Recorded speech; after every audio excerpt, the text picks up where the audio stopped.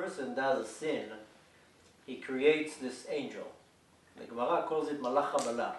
Right. And when the soul leaves the body, that angel is waiting for him, like a surprise party. That all your friends are waiting there.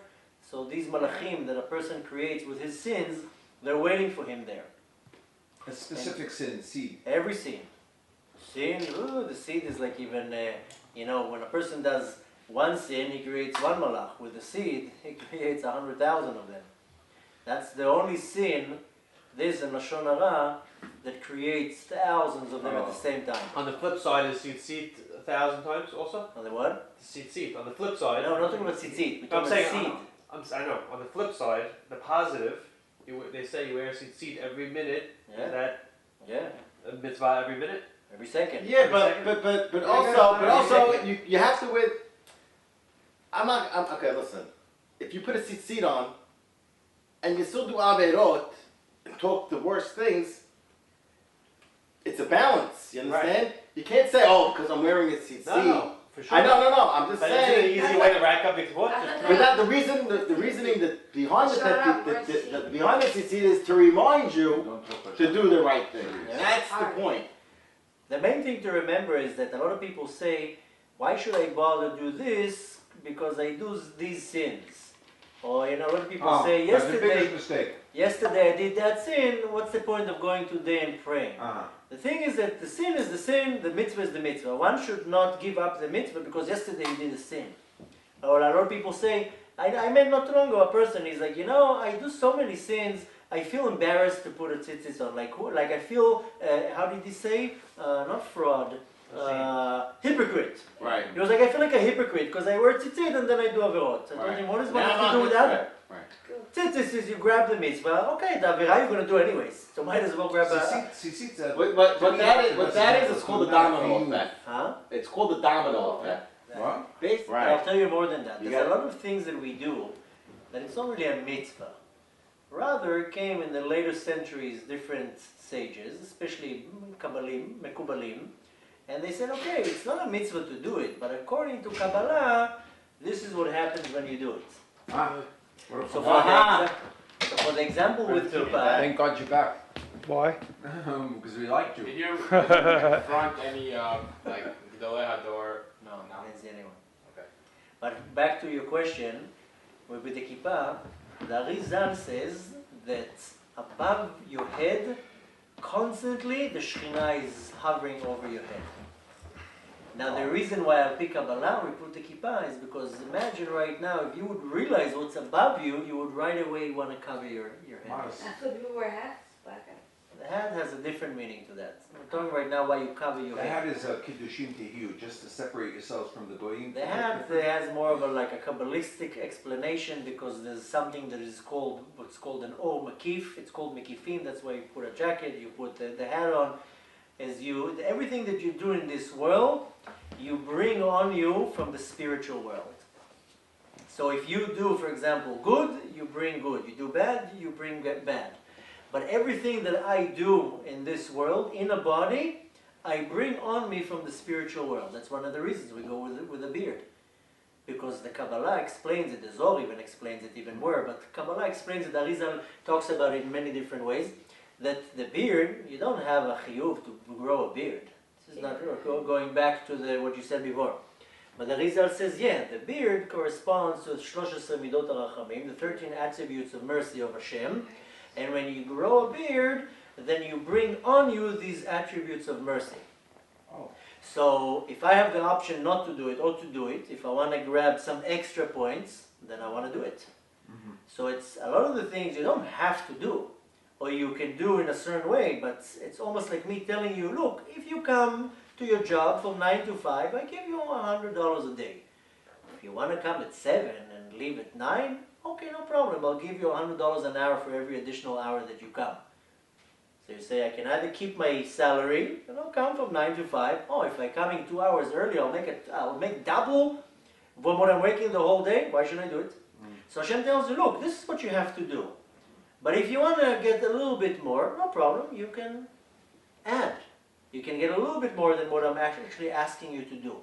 Extra credit. Yeah, like you said, wearing the kippah, you're on the way, grabbing Kiddush Hashem mitzvahs with you on the way in tons. But on the other hand, you have the ability to do the Chilul Hashem. So the people who are fortunate to go up in a pleasant manner, who don't have well, not tzaddikim, let's say Good people. benanim or just regular.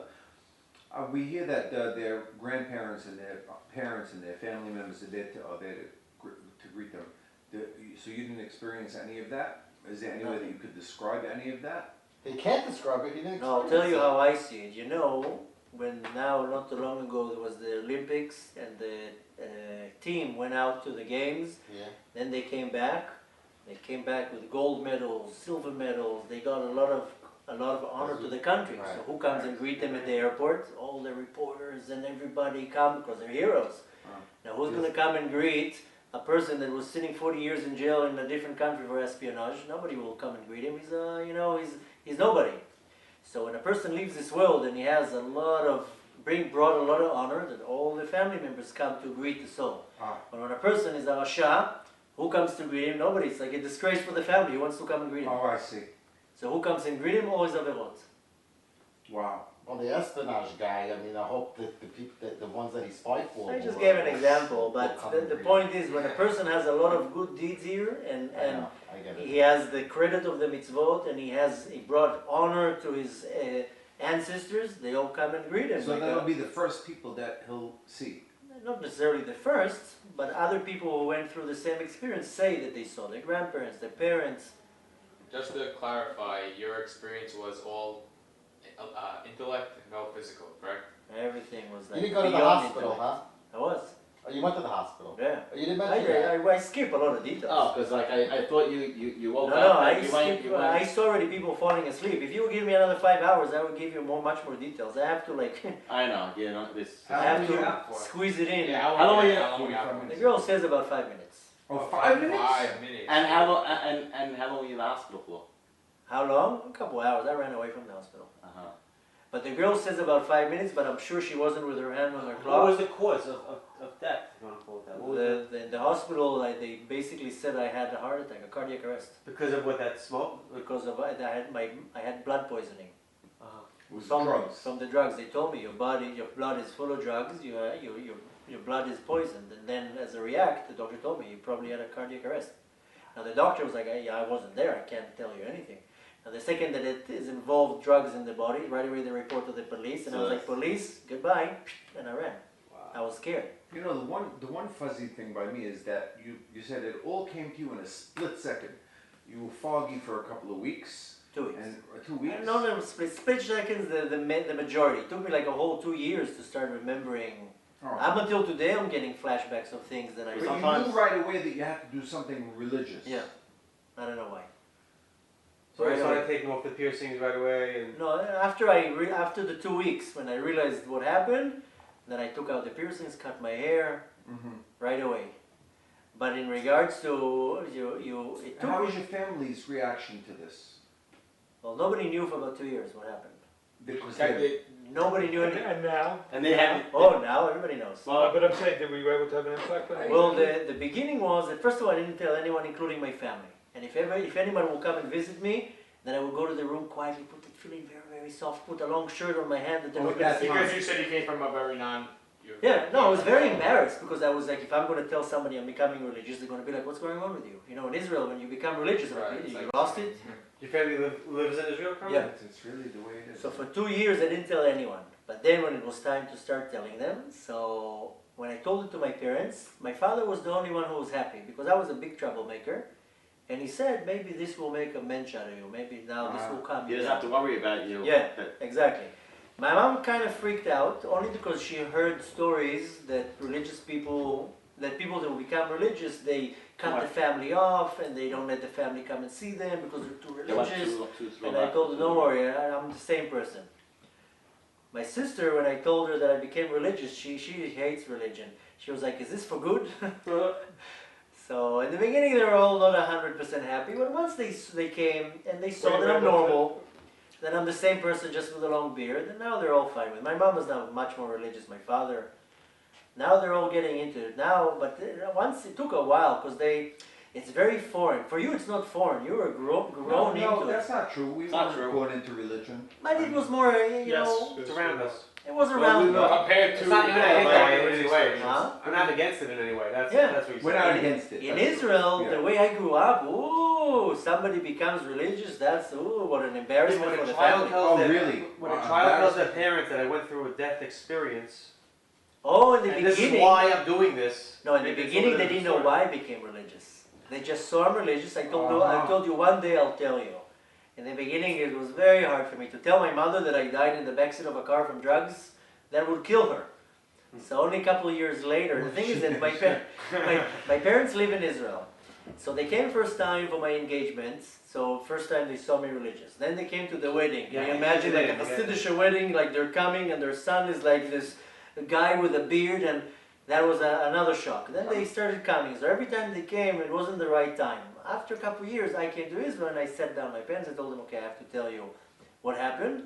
Then I told them. My mom was like, But your wife wasn't religious. no, she grew up 30%. totally secular. So you guys kind of grew together, right? No, when we met, I was already pretty much religious. She was like 30% religious. She needed the push. Her family's religious? Oh, no.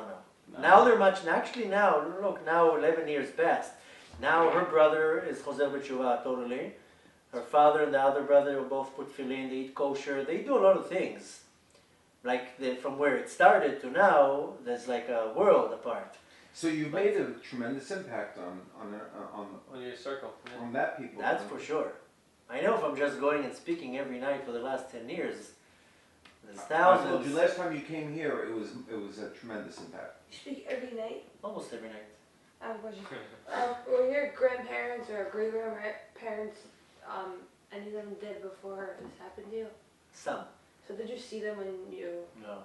No. I said like if you're not religious, you're Maybe like he doesn't remember embarrassed. yet. You never know. Next week, Did if you remember, you never know. No, I remember nobody came to greet me. The thing is that I felt that I'm so low and so like rasha that I knew that I'm like nothing. Wow. When you saw the white light, did you feel a little bit better? Yeah. Wow. Like I you hope. don't. You didn't. I'm saying you didn't feel the pain that you You said said that it you were felt describing. But then it was teeth. Before I, But yeah. before I Oh, touched it's it, no, I knew that that's That you have that there's a light that you have that you have a shot. Yeah. I mean, you knew like.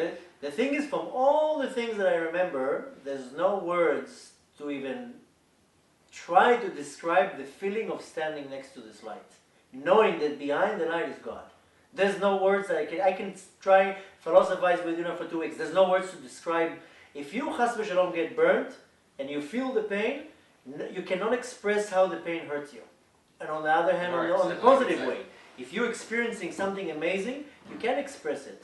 So times that infinite. There's But no you words al- to describe it. But also the pain that you said you felt. You said that it was worse. The embarrassment when you were naked Worse than was the pain. worse than the pain, Oh. and that was after. So it kind of goes hand in hand, so to speak. I mean, So you embarrassed in front of neshamot that you of people that you didn't know. And people that I knew. Oh, there The was thing people is- that you knew. The thing is that the neshamot, they all know each other. They know each So other. here, maybe you don't know a person who lives in New Jersey. Uh-huh. When the neshama goes up, you know everybody. That's very interesting, I don't yeah. get that part. I don't know what that means. Yeah, a lot of things you're not gonna get. That's the whole point of. So the knocking out the the neshama Everybody also, knows each other. the neshamot also know exactly what's going on down here. Everything. They see everything. They know everything. So my grandparents who are up there know They see exactly it, what I'm exactly. But isn't it thinking true down also here. a part of your neshama could be kilkul? Yeah. Not the whole thing. Like part of you could still Some be up there. opinions. Yeah. What? Well, the thing is Some that opinions. right now, all of us, there's 5 levels to the neshama. The highest level is yechida, and the low beneath it is chaya. These 2 levels of the neshama we don't even get in this world. We only get after. Then there's neshama, ruach, and nefesh. The ruach and the nefesh is in the body, but the neshama is maybe a little percent is in the body. The rest is in shamayim. But at the same time, what you were saying could very much be now that a little piece of 5 pieces of neshama is in 5 different places, 5 different bodies. And a Different pe- bodies. Husband and wife? Or not? That's not. Yeah, it's the Yeah, same sure, neshama. yeah. Husband and wife is the same soul. Wow. What about What if you ex-wife? have two wives, right? then it's the first one. We're both divorced. The first But one. I have, The first wife? Oh, it is? Wait, what? But not always, because if the first one wasn't the Basher, then There's three. Well, Don't you get three obviously- B'Shedet? No, there's three people that were meant for you, right? What are you laughing we about? had some fun, yeah. Hold it. It's true. You want to say The that? thing, hold on, before you continue. Why is it's it the very, first very one? depends. It depends on many You different trying to say that I gotta hang out with my ex-wife again? Probably not. It really depends, because in our generation there's so many shidduchim that are not the Basheret, so it's not the first one. Oh, the But if- Basheret if- is the one that's determined at birth. Yeah. If it's the Basheret, then usually in most cases it's the Basheret that it's the first one. In a lot of cases it's So not. what- because no, of But the you know, difference. I think each individual knows who the B'Shedet is. Yeah. But the thing is, this is already very, very personal. so Each that's person Right, is different. everyone's different. You can't really pinpoint a person and say, oh, this is the situation. How's that fair that it's one soul, the husband and wife? That's the wife does all the sins. Then that's why the husband and wife are partners. Oh. It's not fair. Yeah. Oh. Your wife does sins, a you have a husband and problem. wife are one neshama? Yeah. So, so you're They're saying... judged together? Yeah. Before you know, the judge. Oh, they judge together? Yeah. They judge Before they separately. come down, there's a Zohar in Parashat Bereshit that explains it very well. Before the neshama comes down, there's a certain malach that comes and cuts the neshama in half, and both jump down into the world. One goes in this body, one goes in this body. Aha. And then they go around the world for 20, 30 years, whatever, then they bring them back together, they meet, then under the chuppah, they stand together, and Hashem sews the neshama together. What happens if somebody never gets married? Then Problem. it could be very much big. Could be that it's part of the neshama's tikkun. So what's Oh, the there might be explanation? What's the explanation if counterpart. someone gets married twice? Like, what, Then it could be that the first one was just a step to the real second marriage. one, right? And Why? we just had to have the children. Either to have a child, Practice. either to learn something, either to do some type of tikkun. Maybe you hurt that person in a different incarnation. Here I can't, only a very big mikubal can look at you and tell you, okay, this is why it happened. But it can be so many different scenarios you can't really know. The point is to realize that every little thing that you do, there's a reason for that. I mean, And you to understand, okay, I had a bad marriage, I had to move on, something had to happen here, and maybe I had to bring a child to the world. Maybe I had to grow spiritually from this marriage. Maybe I had to detect some of my averot from a different reincarnation. Maybe I did something bad to that person 600 years ago and I had to come back here to fix it. Now I had to suffer because I gave suffering in a different reincarnation. We don't know why anything happens. and But that- in general cases, yeah, it's one neshama, it goes down to the world, they split and then they come back together. And that's why, how you said, yeah, if a husband does sins, the woman also, it affects her. Wow. Also the kids, if a father does a sin, Oh, it affects yeah. his kids. Zechut avot. My father's If a father does a sin, it affects his kids. That's what they. The other way around, zechut avot. If you follow, Yeah. if you, Oh. if you- But on the other way, What? only, like for example, if for example a father is a tzaddik and the son is a rasha, the father can't really help him to fix him. On the other hand, Opposite if of the that. father is a rasha and the son is a tzaddik, he can help You him. can help the father. Yeah, I mean, you have the father, but the father can't give the son averot. no.